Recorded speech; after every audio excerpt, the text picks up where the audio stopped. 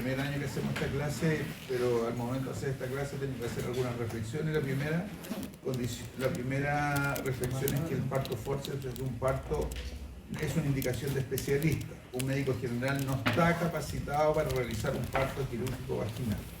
Es una competencia cognitiva y procedimental de la especialidad. Y el director del curso me dijo que hiciera esta clase, pero tengo que hacer esa salvedad que no es una competencia cognitiva de un médico general. Por lo tanto, para un médico general es mejor hacer una cesárea de más que un parto forceps mal indicado y mal realizado, porque requiere un conocimiento extra. Entonces el forceps no es un instrumento que dilate el cuello, por lo tanto la cabeza tiene que estar dilatada. El instrumento no es un instrumento que encaje la cabeza, por lo tanto la cabeza tiene que estar encajada. El forceps no es un instrumento que realice una rotación de la cabeza, por lo tanto la cabeza tiene que estar rotada. Todos los malos resultados, las complicaciones del forceps están evidentemente, como en toda la medicina, por realizar un forceps no indicado. Entonces, para la utilización de un forceps se requiere dilatación completa, que la cabeza esté encajada o profundamente encajada, que el diagnóstico debemos tener certeza de la variedad de posición, debemos tener las membranas rotas, debemos tener anestesia de conducción y debemos tener la vejiga vacía. Aquí están los grados de encajamiento de la cabeza en relación a los planos de Hodge o espina asiática, y que yo supongo que la matrona le explicó. Y por lo tanto, cuando la cabeza está sobre el primer plano o sobre el estrecho superior o solamente insinuada, diremos que el forceps está insinuado, la cabeza está alta. Cuando la cabeza llega al tercer plano de Hodge o espina cero, diremos que la cabeza está encajada. Cuando la cabeza está por debajo de espina cero o por debajo del tercer plano de Hodge, diremos que la cabeza está profundamente encajada. Y cuando la cabeza está atravesando el diámetro mayor de la cabeza fetal, y está atravesando el plano menor, el diámetro menor del estrecho superior, que es la conjugada vera, diremos que la cabeza está fija. Por lo tanto, y aquí siempre, cuando le enseño el clase parto, hago una analogía. Cuando uno quiere ir a buscar la pelota que se le cayó al otro lado de la reja, lo primero que pasa es la cabeza, porque el resto pasa fácil. Cuando usted hace un forceps en estas condiciones, en la cabeza insinuada o alta, usted va a ir a pasar la cabeza, y por lo tanto no sabe si la cabeza pasa la reja, por lo tanto va a apretar la cabeza y va a destruir la cabeza.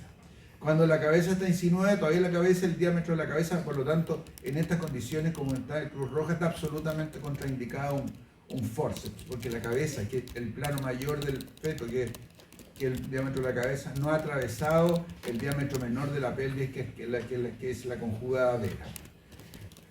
Y por lo tanto diremos que el forceps alto, el forceps está absolutamente contraindicado. El forceps medio, cuando la cabeza está encajada, tiene su indicación, tiene sus complicaciones, y por lo tanto el forceps lo haremos con bastante tranquilidad si la cabeza está profundamente encajada, y diremos que es un forceps bajo cuando la cabeza ha pasado, cuando toda la cabeza ha pasado el menor diámetro o el primer plano de Hodge, y está alojada, el vértice de la cabeza está en cuarto plano o en espina más 3.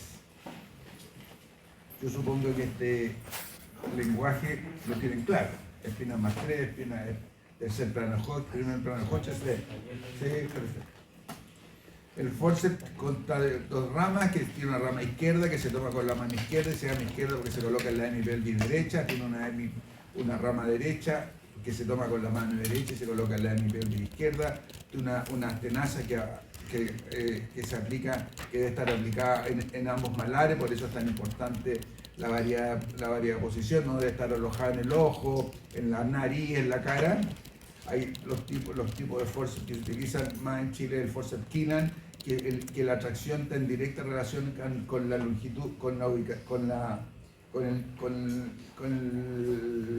la dirección de las ramas, a diferencia del forceps Tarnier.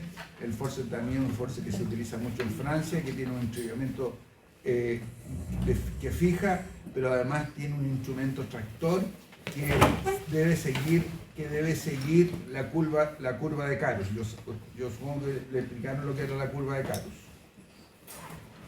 Entonces, las indicaciones del forceps son en aquella situación en que toda paciente parturienta no puede pujar, ya sea porque tiene una hipertensión, porque tiene algún desprendimiento de retina, etcétera, que es poco frecuente la indicación, pero la indicación más frecuente es que la presentación está en espinas más 3, más 4 y por agotamiento materno, por dificultad de la salida del estrecho inferior y por lo tanto toda condición que provoque detención o enlentecimiento del desprendimiento de la cabeza o en alguna situación que hay deterioro de la oxigenación fetal. Ya vimos que cuando en esta etapa se aparecían los pujos y por lo tanto aumentaba la presión intramiometrial hasta 120 milímetros de mercurio, por lo tanto en fetos límite en el momento del desprendimiento de la cabeza puede aparecer alteración del intercambio feto-gaseoso a nivel placentaria y presentar un estado de un feto no tranquilizador. Por lo tanto, para apurar el parto utilizamos el forceps. ¿Cuáles son las contraindicaciones? Evidentemente, cabeza más alta que profundamente encajada. El forceps medio es discutible, el forceps bajo en espina más 3, más 4 sí aceptado. Los forceps altos es absolutamente contraindicado. Ya lo dije, el forceps no es un instrumento que dilate, por lo tanto tiene que tener dilatación completa.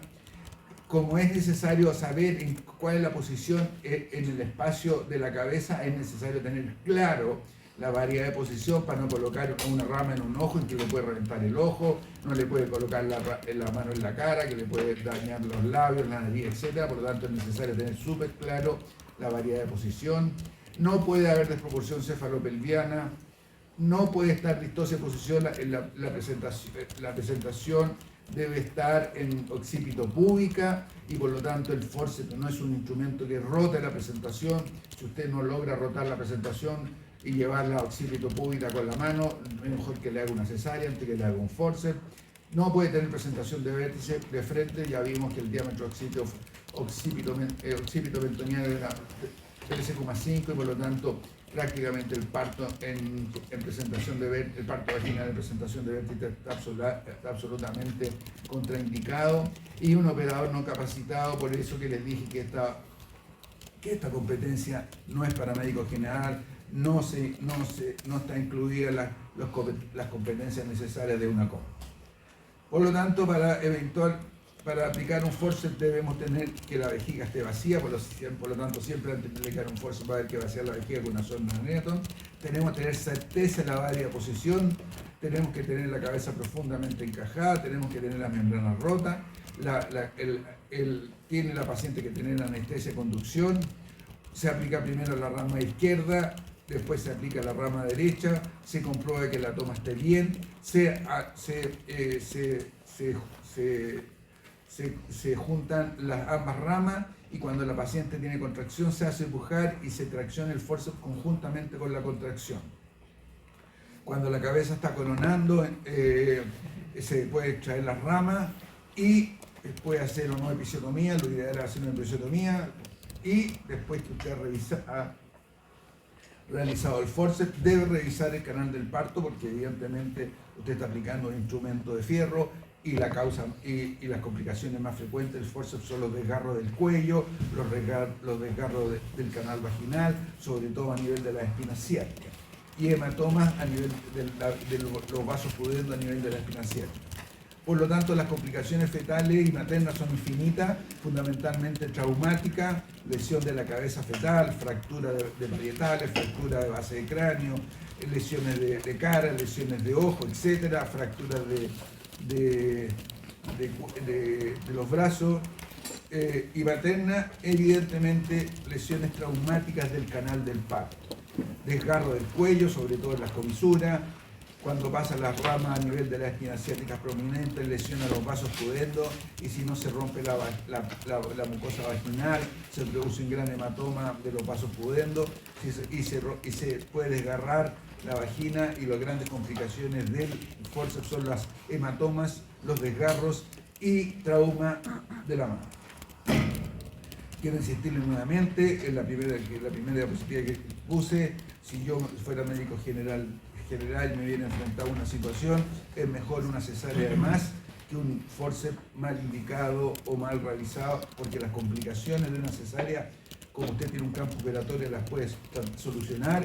En cambio, cuando usted tiene lesiones de la vejiga en un canal del parto, en un tubo que tiene 10 centímetros y que usted tiene desgarrado el cuello del útero, y que incluso el desgarro se puede propagar hasta el cuerpo del útero, se transforma en una tragedia.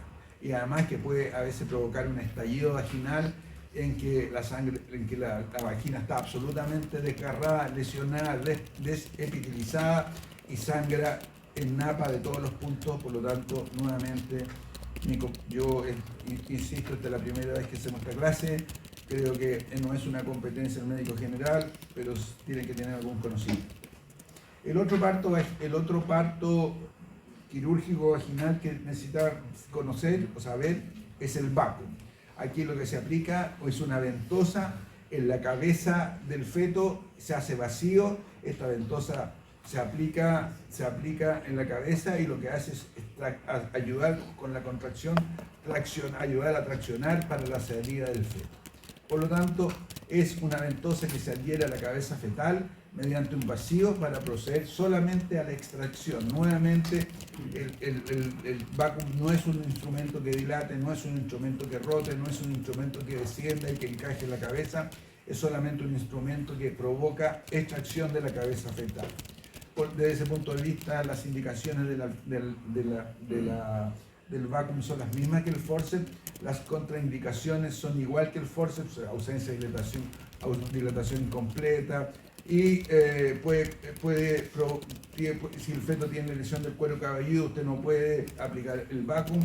Si el feto tiene alguna coagulopatía, como una alteración de las plaquetas, como una púrpura trombocitopénica idiopática, no puede aplicar el vacuum por la gran hematoma que se puede producir a nivel de los huesos o del tejido conectivo por debajo del cuero cabelludo.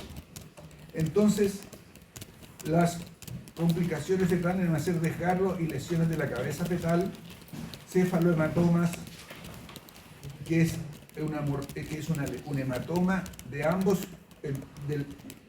del tejido de la médula ósea que está entre ambos huesos planos, de los huesos planos de la cabeza. Es un hematoma de la parte media del hueso. Hemorragia intracraniana, hemorragia subconjuntivales cuando usted aplica el vacuum a nivel de la frente o a nivel cerca del ojo, hemorragia retiniana, lesión del ojo, etc. Entonces aquí tenemos una imagen en que se aplica el vacuum, y usted, a medida que la señora puja, usted va traccionando y termina por desprender la cabeza. Nuevamente el comentario y lo que se tiene que llevar para la casa de este tema de aquí es que, como médico general, ustedes no están capacitados para realizar un forceps, y si les tocara una situación, es mejor que suban la cabeza y lo operen que hagan un forceps. Eso es. Ya. ¿Alguna pregunta? ¿No? Entonces, ¿un cuarto para las 10? ¿Ah? ¿Un cuarto para las 10? No, un cuarto para... son un cuarto para las 9. Ah, sí, un cuarto para las 10. Vayan a tomar desayuno, pásenlo bien. Así deberían ser todos los días,